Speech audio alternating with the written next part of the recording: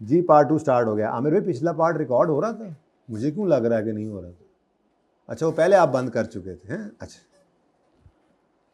जी, अच्छा अब मामला क्या है, मामला ये है कि वो कह रहा है कि 2 जुलाई 16 को, यानी हमारा साल यकम जुलाई 16 को शुरू हुआ है ना। अच्छा 2 जुलाई 16 को लाइव स्टॉक बिका है 200 का। तो लाइव स्टॉक कितने का बिका, कैश तो 200 है। अब ये हमारी किताबों में किस अमाउंट पे पड़ा था, फेयर वैल्यू पे होना चाहिए ना। वो फेयर वैल्यू कितनी थी इस जानवर की जो हमने बेचा है।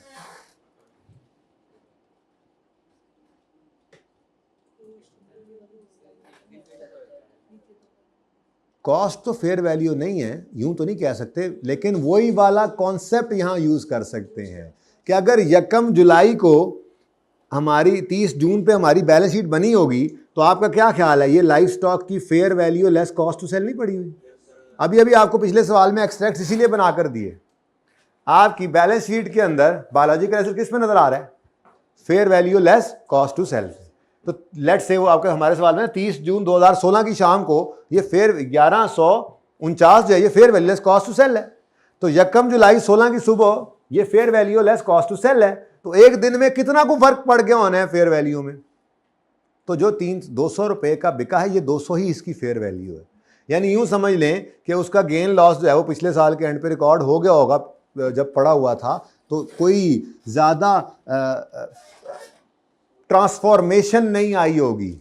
ये एग्जांपल वो बन रही होगी, ठीक है ना, कि लाइव स्टॉक वो वहां पे सीखा तो ये था ना कि बिल्कुल ईयर एंड के करीब खरीदा है तो क्या फर्क पड़ गया होना है। तो यहां पर यही बात है कि ईयर एंड के फौरन बाद बेचा है तो क्या फर्क पड़ गया होगा। अब उसने या तो अलग बता देता, यहीं पे भी बता देता कि फेयर वैल्यू जो एसेट बिका है उसकी फेयर वैल्यू ईयर एंड के ऊपर थी, लेट्स से 199 रुपए थी, 199 रुपए थी। 1 रुपए का भी गेन हम रिकॉर्ड करते, हम कहते 199 से बायोलॉजिकल एसिड क्रेडिट 200 आया, 1 रुपए का गेन।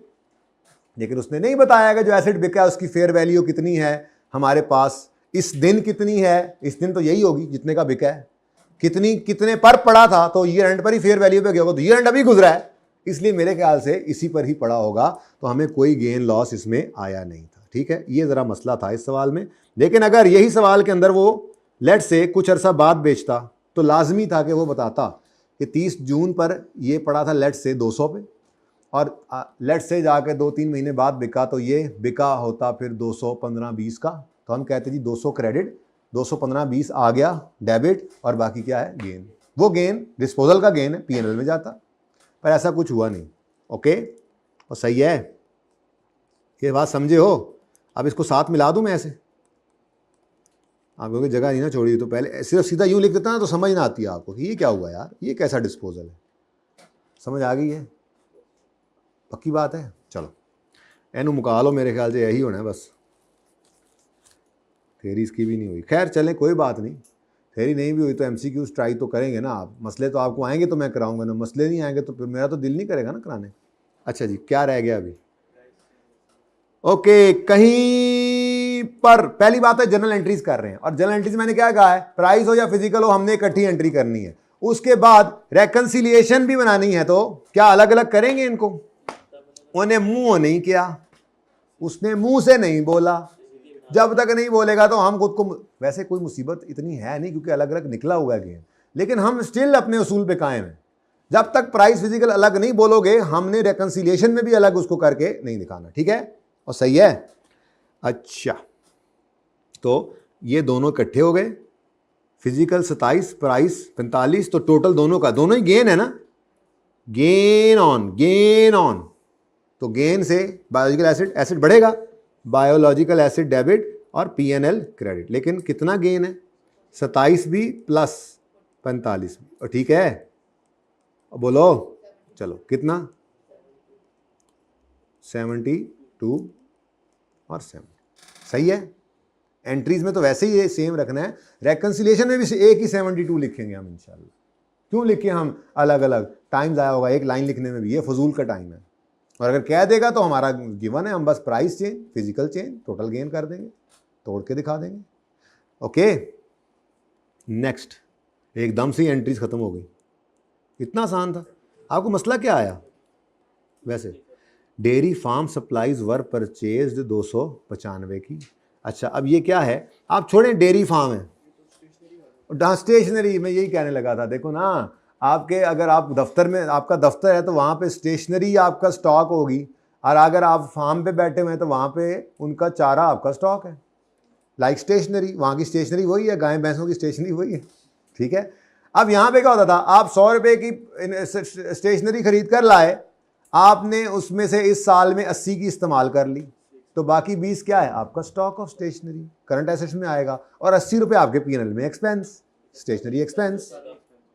वो देखेंगे यहां पर भी, अगर 295 का ये चारा खरीद कर लाए हैं तो उसकी एंट्री, 2 एंट्रीज वैसे तो बनती हैं, ठीक है, बल्कि मैं 2 ही करता हूं। अगला एक सवाल आना है, शायद वो करवाऊं, शायद होमवर्क में भी दूं, तो आपको तो मसला आ ही जाएगा ना उससे। बल्कि नहीं नहीं नहीं नहीं नहीं, वो सवाल जो मैंने वो रॉकी वाले सवाल में से हाफ छुड़ाया नहीं था, वो क्या था, चारा खरीदा है, उसमें ना चारा जो खरीदा है उसमें से कुछ बच जाना है, वहां पे IS-21 भी मिक्स है, तो इसलिए वहां पे वो समझो ये ना मुसीबत पड़े, इसलिए एंट्रीज में 2 ही कर रहा हूं। हालांकि वो क्या कह रहा है, 295 का, चलो चलो पहले चारा खरीदो, 295 का चारा खरीदो, एक्सपेंस डेबिट, बल्कि मैं यूं कहता हूं जी, क्या है इसका ना, क्या चीज़ है, फार्म सप्लाईज, हाँ सप्लाईज डेबिट कैश क्रेडिट, कितना, 295, ठीक है। उसके बाद ये सप्लाईज, लेट्स से वो कहता कि इसमें से 200 रुपये की इस्तेमाल हो गई हैं, तो हम कहते एक्सपेंस डेबिट और सप्लाईज, ये सप्लाईज ना, ये सप्लाईज स्टॉक है, यूं लिख दूं, stock of supplies, stock of चारा वारा या सप्लाईज जो भी है, ठीक है। तो एक्सपेंस में कितना डाल दो, अब जितना इस्तेमाल हो गया वो डाल दो, बाकी क्या कहाँ जाएगा, बाकी आपका करंट एसेट्स में बैलेंस शीट में नजर आएगा, बनानी ही है आपने। तो अगर वो कहता 295 का चारा खरीदा, और जब हमने ईयर एंड पे जाकर देखा, या जो भी सप्लाईज हैं, दवाइयां हैं, जो भी है, जो भी चीज़ खरीदी है इन्होंने, फार्म की सप्लाईज हैं, जैसे स्टेशनरी होती है दफ्तर के लिए, या जैसे फैक्ट्री के लिए स्टोर आइटम्स होते हैं, वैसे ही फार्म के लिए भी कुछ सप्लाईज होंगी, वो दवाई हो सकती है, वो चारा हो सकता है, वो कुछ भी हो सकता है। 295 का खरीदा, अगर वो कहता इसमें से हमने देखा जाके ईयर एंड पे अभी भी 10 रुपये का पड़ा हुआ है, तो हम कहते हैं अच्छा, इसका मतलब है 285 का इस्तेमाल हो गया, उसको एक्सपेंस आउट कर दो। अब देखो, स्टॉक में 295 आया था, 285 निकल गया, तो अब ये तो कैश है ना, क्रेडिट हो गया, पीएनएल में 285 का एक्सपेंस आएगा, और बैलेंस शीट में 10 रुपये पड़े होंगे। ये आप लेजर बना के भी किया करते थे, जब FR1 में आपने एक्रूअल रिवाइज किया था, तो आप यूं करते होते थे, हम सप्लाईज लिखें तो ठीक है, हम कहते हैं जी ओपनिंग में कुछ नहीं था, सप्लाईज खरीदी हमने, तो cash, supplies debit cash credit 295। फिर आप कहते थे ईयर एंड पर देखो कुछ बचा हुआ है, तो वो एसेट है, तो बचा हुआ कितना है जी, 10 का, तो बैलेंसिंग फिगर एक्सपेंस में क्या जानी है, जितने मर्जी तरीकों से कर लो, ये मैंने अभी सिखा दिया, यूज कहीं जाके फिर होना है, यहां पे नहीं से यूज होना, ओके।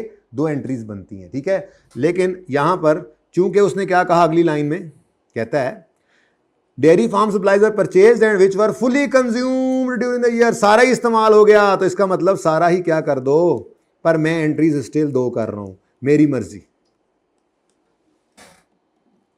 मैंने तैयार किया आपको उस दिन के लिए जिस दिन स्टॉक सप्लाईज वगैरह खरीदोगे, चारा वगैरह खरीदोगे, और वो सारे का सारा इस्तेमाल नहीं होगा, तो फिर ये 2 एंट्रीज अलग करना, यही आपके काम आएगा, ठीक है। फिलहाल तो आप कर सकते हैं, इस सवाल की हद तक कर सकते हैं स्किप इसको।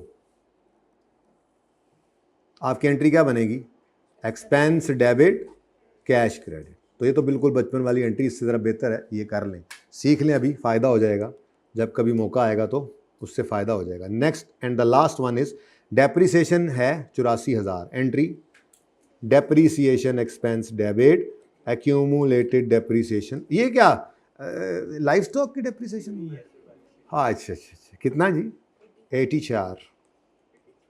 नेक्स्ट ये एंट्रियाँ ज़्यादा नहीं हो गई, इनको तोड़ के ऊपर ना ले जाएं, थोड़ा सा तस्वीर बेहतर आ जाएगी।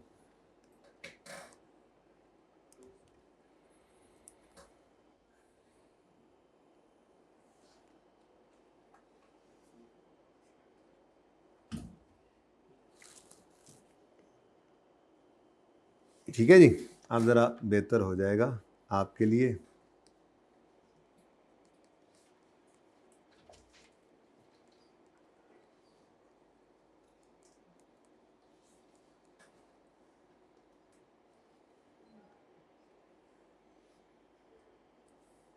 ठीक है जी। अब पिक्चर ले लें। क्वेश्चन नंबर कौन सा है, पेज नंबर कौन सा है, इस तस्वीर में याद रह जाता है फिर। 11 पेज नंबर 616। चलिए डी पार्ट है।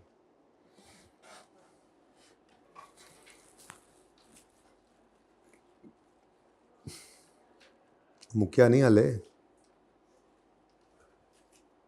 मुक गया।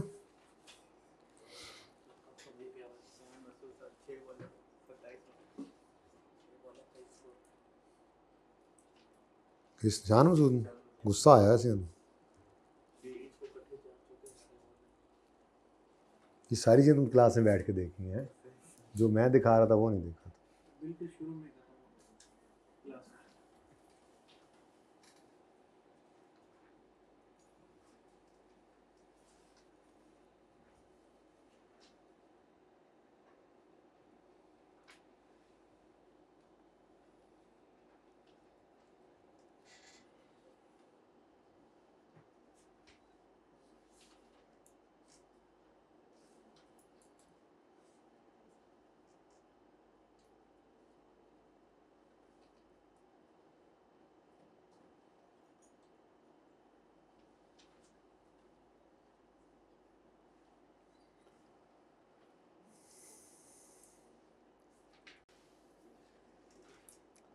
जी नेक्स्ट क्या है जी, नेक्स्ट क्या है, पीएनएल और बैलेंस शीट। पीएनएल तो फॉर द ईयर होता है।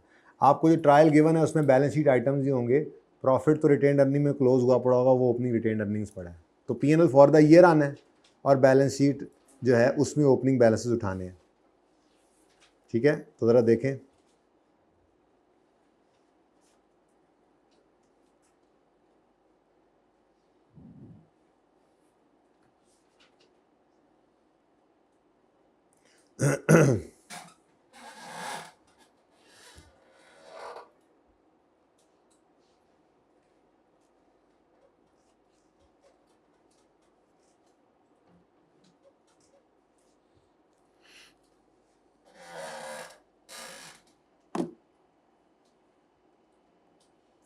अच्छा, अब दिल तो मेरा कर रहा था कि बोर्ड पे चले जाएं, मिटाना तो कोई देर नहीं लगेगी, लेकिन एक चीज़ जो मुझे बार बार मोटिवेट कर रही है कि इस सवाल को यहीं पे ही रखूं, वो है डिस्क्लोजर्स जो आज तो पढ़ते हुए नज़र नहीं आ रहे। तो 10 मिनट बाद मैंने क्लास क्लोज करनी है, तकरीबन कहा था आपको 10 से 15 मिनट में। अब मोटिवेट मुझे जो चीज़ कर रही है वो ये कर रही है कि इसके भी डिस्क्लोजर्स हैं, तो जब वो पढ़ें तो मेरे पास यहाँ पे मौजूद हो, यहाँ से उठा कर डिस्क्लोजर के पास ले जाएंगे तो मैं आपको बताऊँगा देखो ये कह रहा है, ये कह रहा है, ये कह रहा है। ठीक है, चलो इसलिए यहाँ पर हम बनाते हैं अब स्टेटमेंट ऑफ कंप्रीहेंसिव इनकम के एक्सट्रैक्ट्स बना लेते हैं खुले खुले करके। कोशिश करूँगा कोई एक्स्ट्रा चीज़ लिखूँ अगर मुमकिन हो तो। ठीक है, अब स्टेटमेंट ऑफ कंप्रीहेंसिव इनकम में बेसिकली पीएनएल सिर्फ बना रहे हैं हम, सॉरी। ठीक है, और सही है ना, ओसीआई का तो आइटम कोई नज़र नहीं आया। अब मुझे बताओ क्या क्या आपको सवाल, चलो एंट्री सामने रख लेते हैं, क्या क्या आपको ऐसा नज़र आ रहा है जो पीएनएल वाला आइटम है। सबसे पहले 2847 नज़र आ रहा है, ये fair value less cost to sell of agricultural produce है, इसी नाम से लिख लेना, fair value less cost to sell या फेयर वैल्यू गेन लिख लेना। उसके बाद आगे चलें तो सेल भी नज़र आई है और कॉस्ट ऑफ सेल भी नज़र आई है, ये भी हो गए। और आगे चलते जाएं, फिर 72 का गेन है। तो मैंने जैसे कहा था 3 चीज़ें आती हैं, एक सेल, दूसरा फेयर वैल्यू का चेंज जो ईयर एंड पर हम निकालते हैं यही 72 वाला, और तीसरा एग्रीकल्चरल प्रोड्यूस को जब हम fair value less cost sell पे रिकॉर्ड करते हैं तो वो वाला जो गेन है। ये 3 ही चीज़ें हैं, चौथी तो कोई नहीं है। ठीक है, तो इसको लिखें, आप लिखें फेयर डेप्रिसिएशन एक्सपेंस में है ना बेटा, वो भी करते हैं, फिलहाल मैंने इनकम देखी है। बाकी चलो एक्सपेंसेस में देखो तो डेप्रिसिएशन है और एक्सपेंस वो 295 वाला है, कॉस्ट ऑफ सेल है और बस, और तो कुछ नहीं है। चलो fair value less cost to sell of agricultural produce जी, कितना है रुपीज़, तो इन थाउजेंड ही चल रहा है ना काम जी, 2847। डन जी, समझ आई है। उसके बाद साथ ही हमने इसको क्या किया, सेल किया, तरतीब कोई ज़रूरी नहीं है, आप पहले सेल लिख लो, आपको हमेशा से आदत है ना पीएनएल के अंदर सेल का लफ्ज़ देखने की, तो ये लो, बाकी को फ़र्क नहीं पड़ा। मैं तो एंट्रीज़ के हिसाब से करने लगा था कि जैसे एंट्रीज़ में चीज़ें दी हुई थी, तो जो एंट्रीज़ तो है ना उस हिसाब से, पहले दूध हमने निकाला, फिर वो दूध बेचा, तो इसलिए एंट्रीज उस हिसाब से ही थी, तो आप उसी हिसाब से यहाँ पे लिख सकते हैं, तरतीब कोई ज़रूरी नहीं है, लेकिन चलो आपकी आदत है, पीएनएल में सेल से शुरू करते थे, सारी ज़िंदगी गुजर गई, आगे भी ऐसे ही करना है, तो एक दफ़ा भी चेंज नहीं करता। सेल 2847, ठीक है। उसके बाद फेयर वैल्यू गेन, जिसको आप कहते हैं चेंज इन, लफ्ज़ असल में स्टैंडर्ड के मैं वो कोशिश कर रहा हूँ इस्तेमाल करूँ जो मिलते जुलते हों जब मैंने डिस्क्लोजर्स आपको पढ़ाने हैं। तो change in fair value less cost to sell of biological acid, कितना है जी? 72 है ना टोटल, ओके। अच्छा, अब ये टोटल क्या बन गया? यार आप थोड़ा सा इधर आ जाओ, आपकी कौन सी ऊपर से लड़ाई चल रही है कि आपने हाफ से आगे नहीं आना, एडी नो बाल हो जानी जी। बेटा डेप्रिसिएशन में एक्सपेंस है ना, मैंने इनकम्स लिए हैं अभी सिर्फ, हाँ कॉस्ट ऑफ सेल पहले बोलना चाहिए था आपको, सेल लिखी तो करते हैं। वो जब मैंने दिखाई थी कल काकूजी में क्या था, फिर दिखाता हूँ ना ना, मुझे नहीं याद रहा, मैं भूल गया हूँ, मैं हूँ ना, मैं भी तो भूल जाता हूँ ना। कीनिया काकूजी PLC वहीं पे बैठे हैं, ये देखो, sale gains rising from change in fair value cost to sell, और इनके दो ही थे और तीसरा भी हो सकता था जो कि हमारा है। ये टोटल इनकम्स कर ली, आगे कहानी फिर वही है, लेस कॉस्ट टू सेल, और फिर आगे जीपी और फिर एक्सपेंसेस। तो मैं उसी फॉर्मेट के ऊपर आपको ला रहा हूँ जस्ट, ठीक है। टोटल बताओ 5766 जी।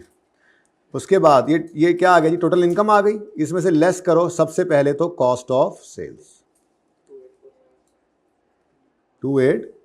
अब जो आपको लग रहा था कि जी ये तो सेल 2 दफ़ा रिकॉर्ड हो गई, आप इनकम, नहीं भाई नहीं, ये सेल कॉस्ट ऑफ सेल ने कैंसिल कर दी है, ठीक है। अपने तरतीब पे रहें और वही एंड पे बचा है जो आपको आया था फ़ायदा, ठीक है। यहाँ पे ये चीज़ कवर करते हैं ना कि हो सकता है जैसे वो कौन था, अदील था, कौन था जिसने कॉस्मेटिक कंपनी को 900 लीटर दूध बेचा था, तो थोड़ा सा फेयर वैल्यू से भी ऊपर बेच लिया था, तो इस चीज़ को ये चीज़ कवर कर लेती है, सेल और कॉस्ट ऑफ सेल वाली बात, ठीक है, ओके। उसके बाद हम कहाँ पहुँच जाएंगे जी? ग्रॉस प्रॉफिट पर। जीपी बता दो, 2919। उसके बाद हम लेस कर देंगे एक्सपेंसेस, ऑपरेटिंग एक्सपेंसेस, हेडिंग ऐसे बना लेता हूँ, ठीक है ना, सेलिंग एडमिन वगैरह। वैसे चलो जान दो, मैं तो समझता हूँ कि ये सारा ही जीपी के ऊपर आना चाहिए था, लेकिन चलो खैर फिलहाल जान दो, कोई नहीं, कोई बहस नहीं है जी। एक्सपेंस, बल्कि यूँ करें फार्म सप्लाईज,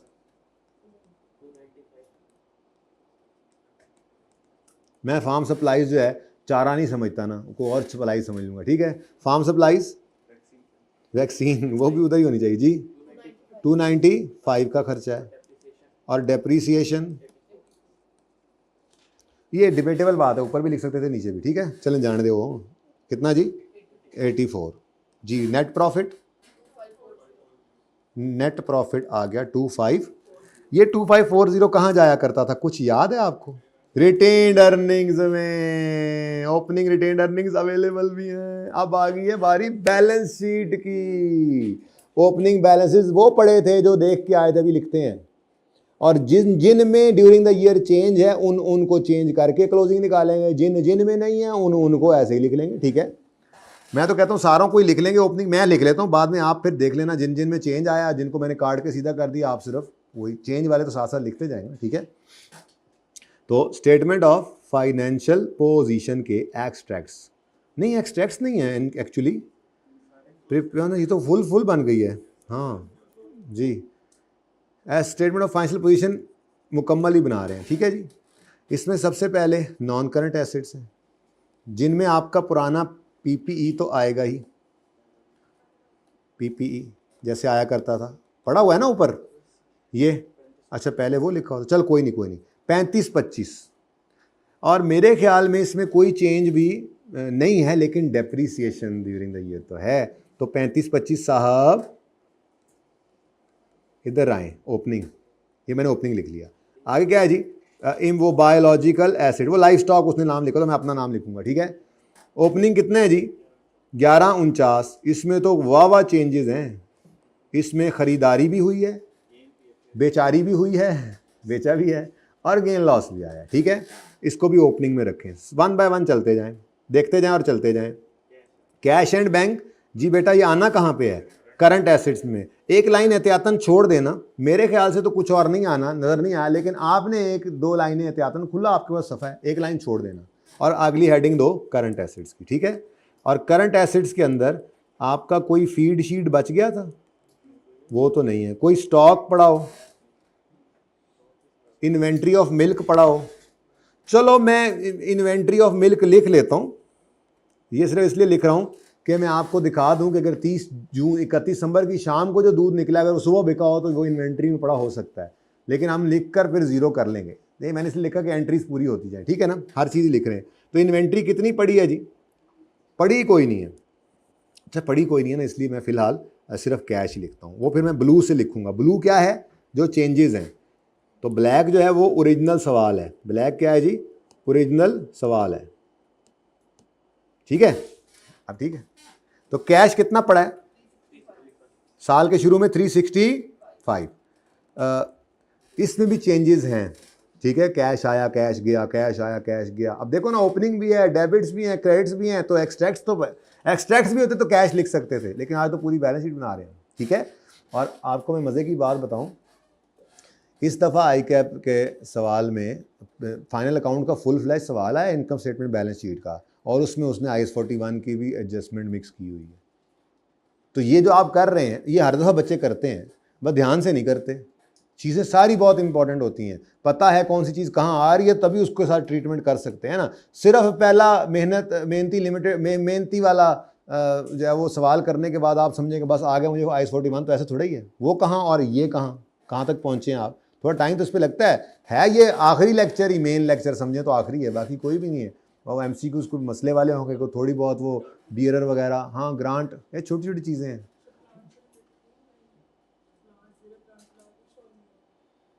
मतलब कर तो लिया है छोटा सा। बियरर प्लांट क्या है, प्रॉपर्टी प्लांट एंड इक्विपमेंट, तो उसका सवाल अभी तक आपने नहीं किया तो फिर कब करेंगे। यानी वो कॉस्ट है और बस चल सो चल है, उसकी लाइफ है, उसकी डेप्रिसिएशन है, कॉस्ट मॉडल है, रिवैल्यूएशन मॉडल है। IAS 16 जो है बेटा, मैं तो IAS 41 पढ़ा रहा हूँ, IAS 41 में जो है वो करवाऊँगा। ठीक है, वैसे तो IAS 16 भी रिवाइज करना है आपने, क्योंकि आगे आ रहा है IAS 12 में रिवैल्यूएशन रिवाइज करेंगे, तो रिवैल्यूएशन के साथ टैक्स को मिक्स करेंगे ना, वो तो भूले पड़े आप। ओके, बस 1-10 पे कहा था, लेकिन ये बात तो पूरी करके ही जाएंगे ना। अच्छा, उसके बाद इक्विटी भी है। इक्विटी में शेयर कैपिटल है कितना, चेंज नहीं है तो बाहर ही लिख लो, 2500 12 बार ले आओ। रिटेन्ड अर्निंग्स में चेंज है क्योंकि ओपनिंग रिटेन्ड अर्निंग्स हैं और ड्यूरिंग द ईयर प्रॉफिट कमाया है, तो शेयर कैपिटल कितना है, 2500।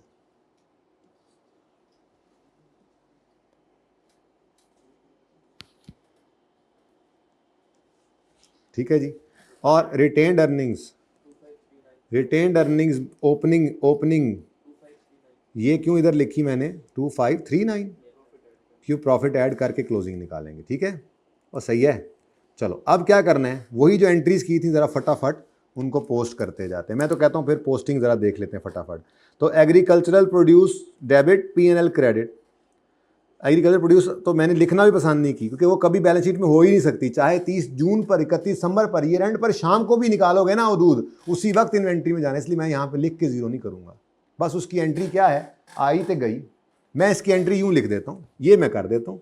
ये अब मैं बैलेंस शीट में ज़रा ताकि आपको याद रहे, मैं इसके बगैर एंट्री पोस्ट करूँगा। क्या, इन्वेंट्री डेबिट हुई और मिल्क की, इन्वेंट्री ऑफ मिल्क जी डेबिट हुई कितने से, 2847 डेबिट, बोलो। तो ये जनाब, और P&L में मैं पहले ही लिख चुका हूं, तो ये दोनों एंट्रीज मेरी कवर हो गई। अब बैलेंस शीट में income statement done. Next, cash debit cell credit. Okay, cash debit कितने से, 2847 से, और सेल क्रेडिट वो ही पड़ी है।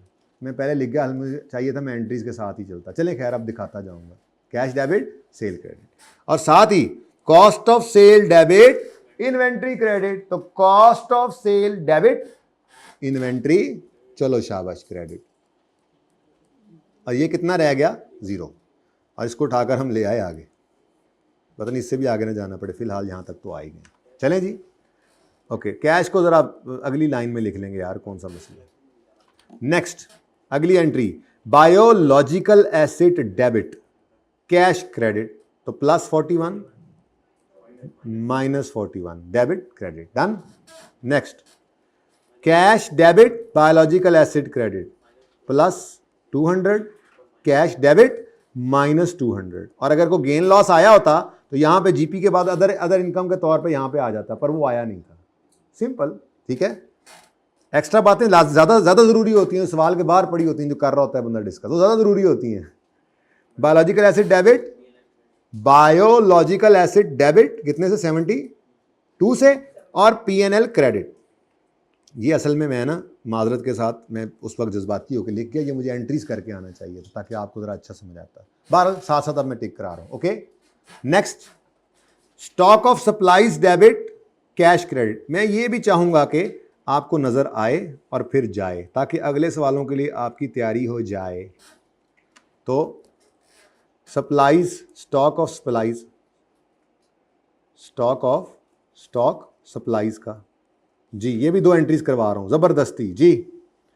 स्टॉक ऑफ सप्लाईज डेबिट 295 से, कैश क्रेडिट इधर माइनस लिख के यहां 295 लिख दूं, सही है। और साथ ही expense debit, stock of supplies credit, expense debit PNL में, एक्सपेंस डेबिट, ठीक है, और स्टॉक ऑफ सप्लाईज क्रेडिट करके ये 0 कर दिया। ये बुरे किसी बुरे वक्त के लिए तैयार किया आपको। ओके, ये दोनों एंट्रीज में। Next depreciation debit, accumulated depreciation 84। कहानी खत्म नहीं हो गई, अल्लाह लाते खैर सल्ला, वो कर लेते हैं। इस बेचारे को क्या इतना गुस्सा करके उधर भेजा है, फिर एक ही तो रह गया था, हैं? क्या ख्याल है? -295 है ना, बस बेचारा हो गया पूरा ये भी। यहाँ पे लें जी, बिस्मिल्लाह करके शुरू हो जाएं। पीपीई 3441 1062 3076, एसेट्स का टोटल कर दो 775 अगे 7579, ठीक है। अच्छा, उसके बाद रिटेन्ड अर्निंग्स में भी तो चेंज आया है। क्या चेंज आया है भला? डिविडेंड दिया है। अच्छा, कोई शेयर कैपिटल इशू हो सकता था, नहीं हुआ। डिविडेंड बनता तब भी रिटेन्ड अर्निंग में चेंज आता, नहीं हुआ। पर जो चेंज हुआ वो क्या हुआ? नेट प्रॉफिट आया, और ये कहाँ जाके ऐड होना है? रिटेन्ड अर्निंग्स में पार्क होना है। तो +25 इसकी भी एंट्री होती है बच्चों, ये क्लोजिंग एंट्री होती है पीएनएल की। पीएनएल में प्रॉफिट पड़ा, क्रेडिट डेबिट करो खाली, और क्रेडिट करो रिटेन्ड अर्निंग को, ठीक है जी। टोटल बताओ 50, और टोटल क्या बना? हाँ, 7579, ठीक है जी। मैं आपको फिलहाल तो होमवर्क बस दे रहा हूँ। IAS 41 के ऑल MCQs देखी जाएगी। जो मसले वाले हों, अल्लाह करे कुछ हों यार, मज़ा तभी आता है। ये पहला होमवर्क है आपका। दूसरा, मैं होमवर्क कोई नहीं दे रहा, मैंने बाकी बच्चों को रिवीजन के लिए वो दिए हैं क्वेश्चंस, आपको नहीं दे रहा। आपके लिए ज़रूरी है, इंश्योर करें कि जो मैंने lecture number 22 part B upload किया था YouTube पे पड़ा होगा, इसका लिंक आपको भेजा जाएगा, ठीक है। इसमें क्या है? IAS 38 के MCQs, ठीक है। कितने को टाइम का है तकरीबन? ये कोई मेरे ख्याल में 40 मिनट से नीचे या इसके आसपास ही होगा। उस जी 39 मिनट्स का है। नहीं, वो ऐसे ही है, मुझे भी याद आ रहा था, लेकिन मैंने ज़रा एहतियातन नहीं नाम लिया। अच्छा, उसके बाद लेक्चर नंबर 1 मैंने अपलोड किया था 24B। इसके अंदर IFRS 16 के ऑल MCQs हैं, ये पहले स्टार्ट में है, ठीक है, तकरीबन 40 मिनट के, प्लस इसमें IAS 38 का एक पास पेपर है, 1 पास पेपर, एप्पल लिमिटेड वाला। ये तकरीबन कोई मिला जुला कर 1 घंटा 40 मिनट का लेक्चर बनता है। तो प्लीज़ प्लीज़ मेरी मोदबाना गुजारिश है, अल्लाह आपको कामयाब भी करे, wish you best of luck, लेकिन ये काम लाजमी करके आइएगा, ठीक है जी। अल्लाह हाफिज़।